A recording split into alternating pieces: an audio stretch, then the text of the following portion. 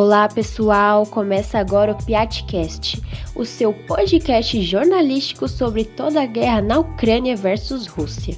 No episódio de hoje, nós entrevistaremos o Márcio De Francisco, que nos trará como a economia do Brasil foi afetada por conta da guerra. Nosso convidado já está aqui conosco e fique à vontade para sua apresentação. Sou o Márcio De Francisco, tenho 44 anos, sou economista e sociólogo. Seja muito bem-vindo, Márcio, e para começar a entrevista, qual é o panorama do preço da gasolina durante o ápice da guerra em comparação com o período eleitoral? Bom, para começar, a gente precisa entender, que até hoje eu também não consigo entender como economista, por que o petróleo, que ele é um bem de primeira necessidade para a humanidade, ele tem que ser comercializado em bolsa de valores, como no caso da Petrobras, a Petrobras toda é comerciada em bolsa de valores, e a gente está importando esse petróleo em dólar, nós estamos pagando a gasolina em real. É uma conta que não vai fechar e não fecha. O que aconteceu durante o período eleitoral? O petróleo, a gasolina no Brasil, foi usada como cabo eleitoral do Bolsonaro, tá? Então, a Petrobras ele não tem uma política econômica definida. Esse governo Bolsonaro não teve uma política econômica definida, como os outros governos também não tiveram uma política econômica definida para controlar o preço dos commodities e da gasolina e todos os bens manufaturados do petróleo. Então, esse é o grande erro econômico do Brasil. Essa conta não vai fechar nunca. Com relação à guerra, toda guerra gera uma incerteza econômica. A guerra ela gera uma incerteza que você não tem. As bolsas de valores são muito suscetíveis. O mercado ele é muito sensível, tá, a qualquer erupção. Então, você imagina, se ele é sensível a uma fala do presidente da República, dependendo da fala do presidente, o mercado fica sensível. O dólar sobe, tá? As commodities sobem. Então, você imagina o caso de uma guerra. A guerra ajudou, junto com a política econômica do governo, que o governo usou o petróleo para se reeleger, tentar se reeleger, juntou com o problema da guerra. O que aconteceu? Caiu no colo do consumidor pagar uma gasolina cara, absurda, que chegou a R$10 por litro. Sendo que o custo para a Petrobras ele continuou o mesmo para a refina. O custo para você refinar o petróleo, transformar ele em gasolina, ele é barato, ele não é caro. É que, como a Petrobras é uma sociedade anônima, ela tem que dar lucro para os acionistas. E quem paga essa conta é o povo brasileiro. A Petrobras ela tinha que ser totalmente estatizada, porque a gasolina ela é um bem de consumo. Então, você imagina uma guerra onde as commodities aumentam. No caso, então, da Ucrânia. A Ucrânia é um dos maiores produtores de grãos, de trigos no mundo. Você está entendendo? Para essa produção. Essa produção para. Ela vai afetar tudo quanto é mercado, até chegar no mercado da gasolina, até chegar no mercado do petróleo. Tá? Na guerra da Ucrânia, os árabes, tá? A comunidade árabe, os maiores produtores de petróleo do mundo, eles aproveitaram para quê, então? Para ganhar dinheiro, aumentar o Brent. O Brent do petróleo, o Brent, aumentou 37% em um dia. E no dólar, aumentou no dólar. E o brasileiro recebe em quê? O brasileiro recebe em real. Essa conta não ia fechar, e não vai fechar nunca. Nunca, nunca, nunca. A Petrobras precisa ser autossuficiente de petróleo, tá? Nós temos que ter autossuficiência de petróleo, autossuficiência de refino, porque a tecnologia da Petrobras é excelente, uma das melhores do mundo. Se o Brasil tivesse feito a lição desde os anos 80, tá? Quando foi lançado o Proálcool nos anos 80, e foi lançado aqui na minha região de Ribeirão Preto, se o governo tivesse uma política de preços para o álcool, para a gasolina, uma política séria de controle de preço, hoje nós seríamos um país exportador de petróleo, e não importador de petróleo para refino de gasolina. Porque o que a Petrobras produz não dá conta. Você sabe disso. Nós temos que importar petróleo, não dá conta. Agora, qualquer guerra, ela vai gerar uma incerteza econômica no mundo, ela vai derrubar bolsas, tá? Porque nós não estamos preparados economicamente para nenhum tipo de turbulência no mercado. A Bolsa de Nova York, durante a guerra, ela perdeu em um dia 6 pontos. Você imagina uma empresa que tem a Microsoft perder 6 pontos num dia. É um terror. A Petrobras perder 6 pontos num dia é um terror. Tudo porque nós ainda não temos uma política econômica estabelecida para o álcool, para a gasolina, e um controle econômico. O governo não tem isso. Porque a Petrobras hoje ela está preocupada em quê? Como ela é uma sociedade anônima, em dar lucro para os acionistas. Só isso. Agora, com a diminuição entre os conflitos no fim das eleições, qual é a sua visão sobre o preço da gasolina? Você acha que ela vai aumentar, que vai se manter ou vai ter queda? Não, não. O Brent, do barril de petróleo, o Brent, ele está baixando já e nós estamos sentindo já na bomba de combustível o aumento. No Brasil, foi uma política eleitoreira. Tá? O governo usou isso para se reeleger e não conseguiu. Então, o preço da gasolina na bomba ela já está baixando. Aqui em Ribeirão Preto, hoje, você já encontra a gasolina aqui a 5,80. Antes estava 7,20. Tá? Então, já está baixando, vai abaixar mais, porque os árabes e a Venezuela, eles que são os maiores produtores de petróleo, eles estão com estoque, tá? Estão com muito estoque e eles precisam desovar esse estoque. É a lei da oferta e procura. É a lei do mercado, oferta e procura. Então, a tendência dele é cair, está caindo mais. Eu acredito, na minha visão como economista, que ele vai cair mais aí uns 22%, 23% e vai se estabilizar nisso. Eu acredito que a gasolina vai se estabilizar em torno aí de 5,80 e o álcool a 4,50. Vai estabilizar. Agora, nós precisamos entender o seguinte: qual será a política econômica do governo Lula com relação à Petrobras?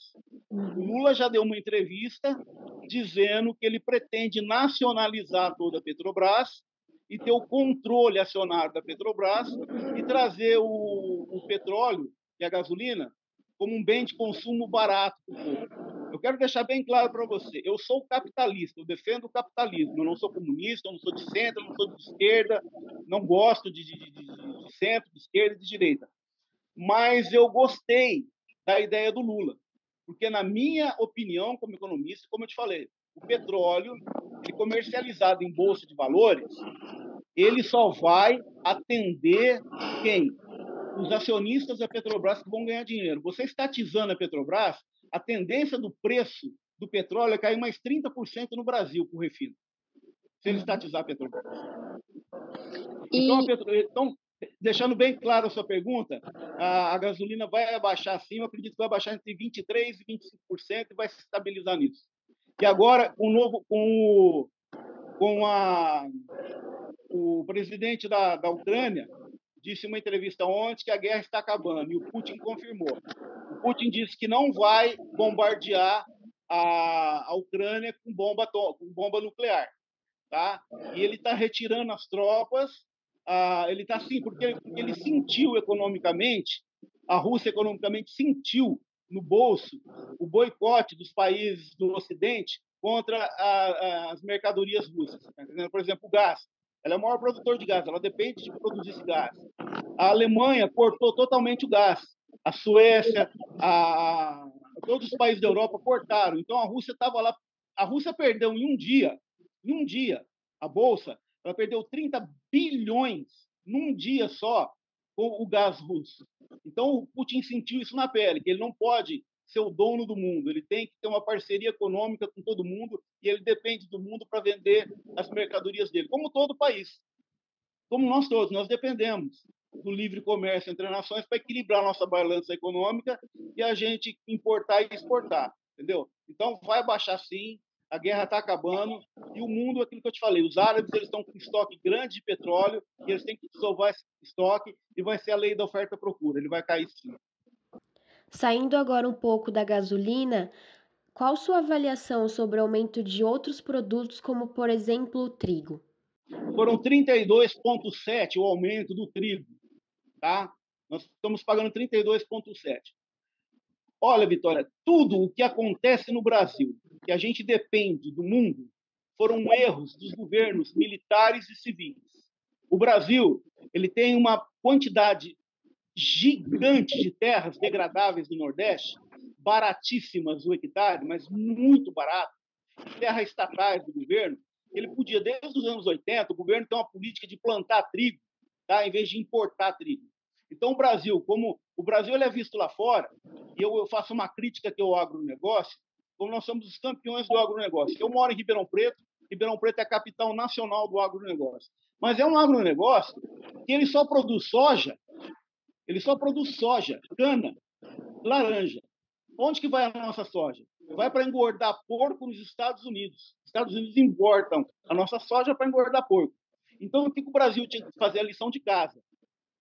Plantar trigo, ser autossuficiente do trigo, porque a Embrapa tem uma tecnologia fora de série. A Embrapa é uma das melhores do mundo, não deve nada para ninguém. É barato você fazer uma correção do solo ácido no Nordeste para plantar o trigo, e o trigo ele é muito forte. Ele é uma raiz muito, ele é uma planta muito forte. Então nós não fizemos, nós estamos pagando hoje caro, porque nós não lá atrás nós perdemos o bonde da história. Agora, no Brasil, lá no Rio Grande do Sul, os produtores de trigo estão começando a plantar trigo, mas isso vai demorar muito. Nós ainda vamos depender, o mundo ainda vai depender do trigo da Ucrânia, porque ela é a maior produtora de trigo do mundo. Então nós estamos na mão da Ucrânia. É uma commodity, ela é comercializada em bolsa de valores, tá? E os ucranianos, nesse ponto, eles estão com a faca e o queijo na mão. Eles ditam as regras do mercado em relação ao trigo. E nós temos que abaixar a cabeça e pagar. Nós e o mundo. Tá? Os Estados Unidos também. Os Estados Unidos não têm autossuficiência no trigo. Tá? Todos os países do mundo não têm autossuficiência no trigo. E o governo ucraniano também ele não quer essa guerra mais. Eu acho que foi um erro muito grande do governo da Ucrânia.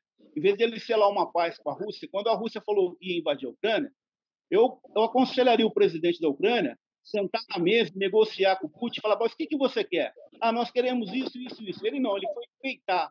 Ele resolveu peitar a guerra. E o que ele fez? Ele desequilibrou a balança comercial do mundo com o trigo.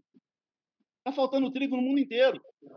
O pãozinho. E quem paga isso? Quem paga essa diferença? Não é o governo. O governo importa com 33% a mais, mas depois quem vai pagar isso é a dona de casa, o povo que vai comprar o pão todo dia, tá? Como o pão vai ficar mais caro, o que acontece? O governo arrecada mais. Né? O governo arrecada mais. Então, o governo ele não está perdendo. Ele importa o trigo mais caro, 33%, mas só que nós pagamos 54% de imposto em tudo. O pãozinho nosso paga 38% de imposto. E ele está importando o trigo a 33% a mais. E o nosso subiu 38%. Então, o governo está ganhando aí uma diferença de 5% a mais da população. Ou seja, resumindo, nós não podemos mais ficar dependentes do mundo. Semana retrasada, o mundo atingiu a quantia de 8 bilhões de seres humanos. A teoria malthusiana, Malthus, ele era um economista, um político, ele dizia nos anos 50 que a população do mundo ia crescer mais do que a produção de alimentos. Então, a população crescia mais e a produção de alimentos não ia atingir um patamar para alimentar essa população. É o que está acontecendo no mundo agora. A teoria malthusiana ela está plenamente em vigor no mundo. Eu vou te dar um dado aqui. Na África tem terras, milhões e milhões de hectares de terra que os governos capitalistas eles podiam se juntar, tá? E fazer uma agricultura sustentável na África do Sul, plantar trigo, plantar soja, plantar tudo lá para exportar para o mundo, e você ia gerar muito emprego na África do Sul, você começar a acabar com a pobreza no mundo, tá entendendo? Então, o Brasil, no caso específico do Brasil, nós temos que aprender a fazer a lição de casa. Nós temos a Embrapa, que tem uma tecnologia fora de série, nós temos a Petrobras, que tem a maior tecnologia para captar petróleo em águas profundas, só que a politicagem do Brasil não deixa o Brasil ir para frente. Não existe uma política econômica, não existe uma política econômica de Estado. Petróleo, comida no Brasil tem que ser política de Estado, não mudar de governo para governo, sabe? Dependendo da ideologia do partido que vai assumir, ele muda as regras, tá? Da produção de alimentos, da produção de petróleo. Não, isso aí tinha que ser uma política estatal, séria, tá? Os governos fazendo a sua lição de casa. Nós não estamos fazendo a lição de casa, é uma pena. O Brasil tem tudo para engolir o mundo economicamente.